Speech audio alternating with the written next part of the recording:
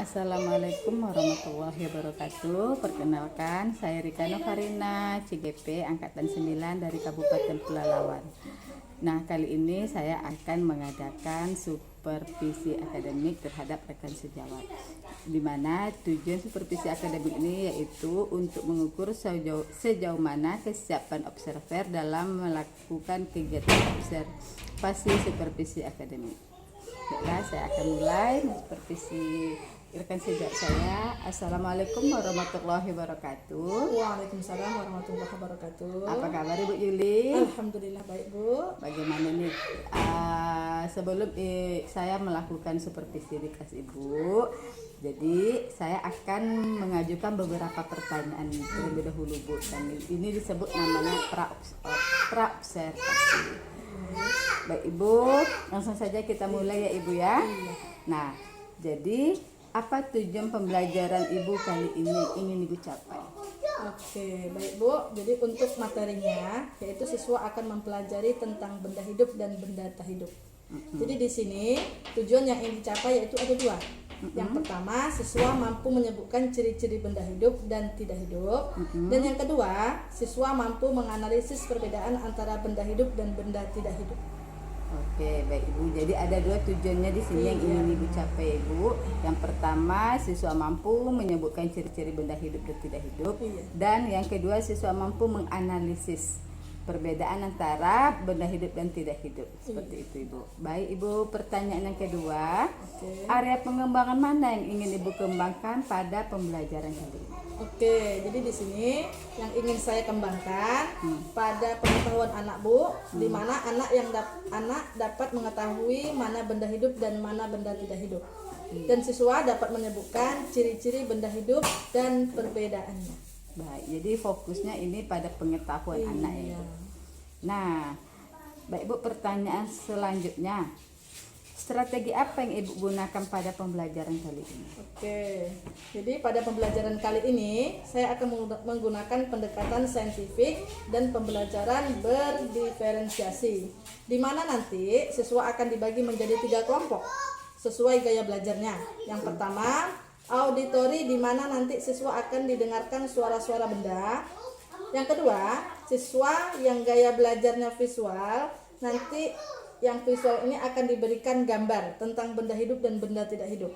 Dan yang ketiga, siswa yang gaya belajarnya kinestetik. Nah, kalau yang kinestetik ini, siswa akan diberikan puzzle Bu Rika. Dan juga pembelajaran ini bisa komunikatif dengan menerapkan budaya positif di dalam kertas.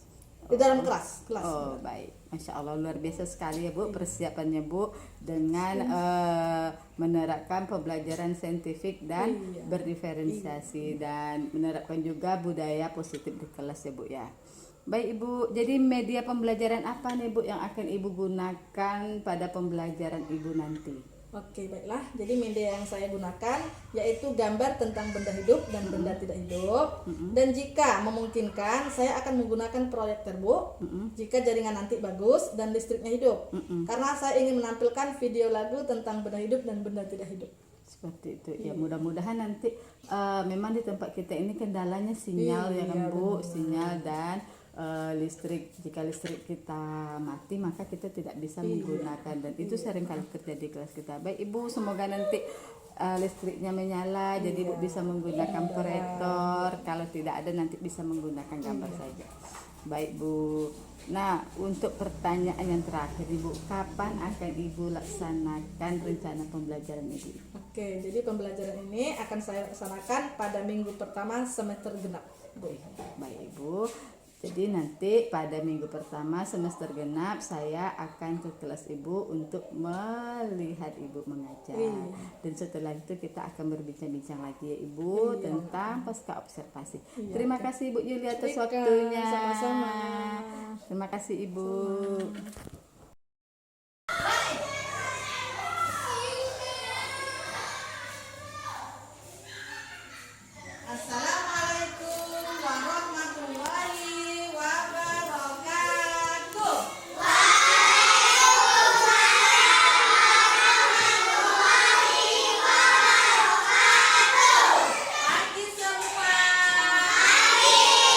Gimana kabarnya hari ini?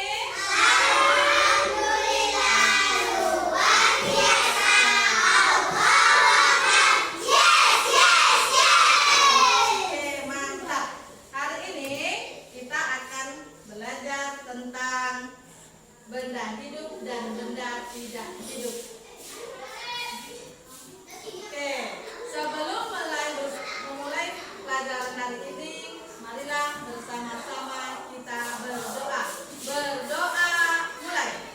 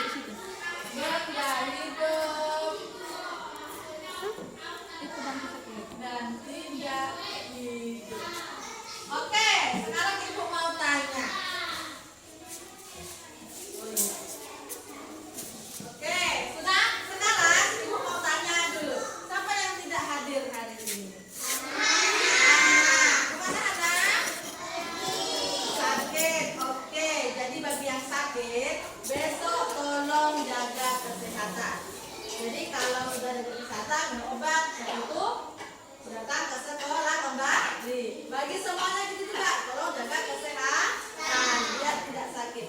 Baiklah. Oke, sekarang Ibu mau nanya, siapa yang punya hewan peliharaan di rumah? Oke. Kasih, sebutkan apa hewan peliharaan yang ada di rumah? Kucing, Alfi. Ikan, Rati.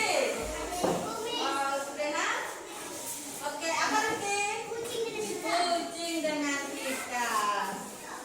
Ya, terus siapa yang punya tumbuhan di rumah? Oke, tumbuhan ataupun tanaman. Ayo, apa tanaman yang ada di rumah? Bunga sama cabai. Terus, Albi? Lihat? Bunga. Asa? Cabai. Terus, kasih? Lipa? Oke, jadi yang sudah kalian sebutkan tadi, baik itu hewan, baik itu tumbuhan ataupun tanaman, itu merupakan benda hidup. Terus, siapa yang punya kendaraan di rumah? Iya? Mobil sama Honda. Riki? Oke, Honda itu sama Honda. Laris? Benda tidak hidup. Jadi, apa yang menjadi ciri-ciri benda hidup dan benda tidak hidup? Apa ciri-ciri benda hidup? Oke, bisa tumbuh. Bisa bernapas. Bisa berkembang biak. Apa lagi? Bisa berternak. Apa lagi? Bisa makan. Oke, jadi ciri-ciri yang kalian sebutkan itu tadi adalah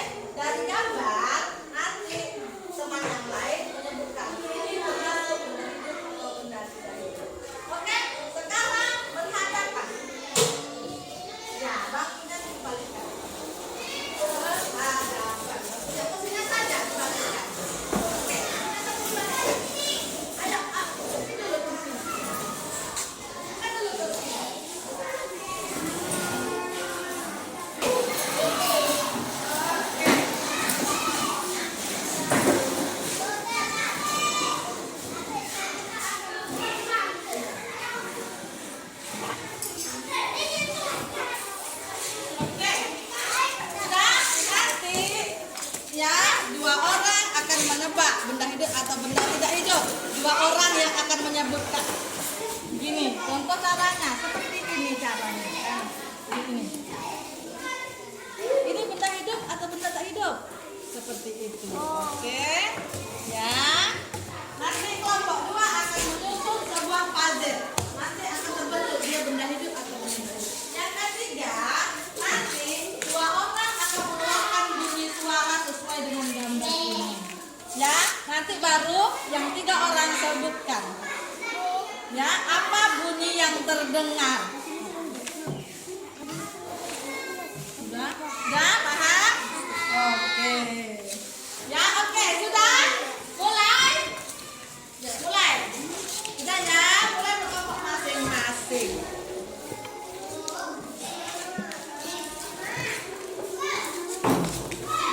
Oke. Nah, mulai ya. 1, 2, 3. Ayo sama-sama, ayo sama-sama. Jidan, tolong Jidan. Siap.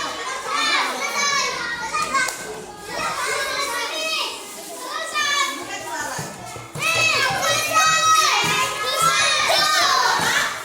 Suara sapi. Benar. Lanjut. Pipa. B. Suara apa? Suara kambing. Lanjutkan, lanjutkan. Wow, suara apa? Hah? Harimau. Benar. Lanjut. Wow, suara apa? Sapi. Suara sapi. Benar. Bukan aja bukan. Hah? Warnai. Sekarang yang untuk kelompok ini setelah kalian menyebutkan tadi itu benda hidup tak hidup, boleh diwarnai. Ya, ini. Ya. Sekarang gantian.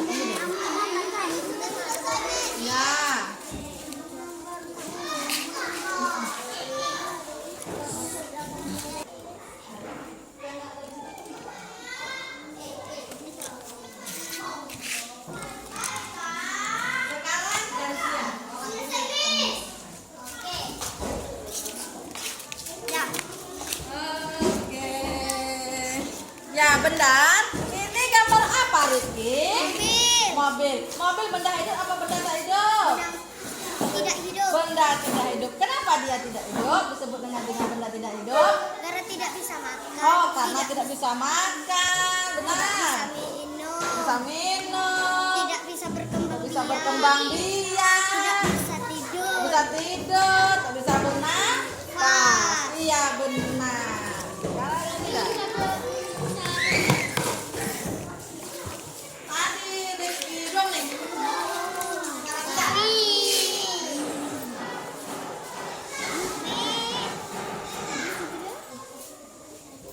Nampak.